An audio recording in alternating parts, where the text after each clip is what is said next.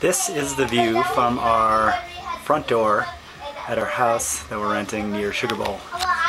And let me open the door. And our friend Dick just went out to shovel a little bit. And there's, I don't know, maybe 10-foot banks here. And you can see the snow coming down. I'll give you a little shot later on from the other angle. But while we're at it, I might as well show you this. If I walk through the house, this is here are the kids. Say hi everybody, making a movie. So if you look real closely, the window is completely socked in. This is this other window. They just can't get out. Here there's a little room above the window.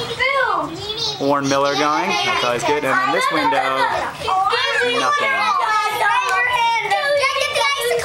Oh, and then icicles, yes. And then out the kitchen window, similarly, there's some big old icicles and a wall of snow. Pretty amazing, never seen anything like it. Bye.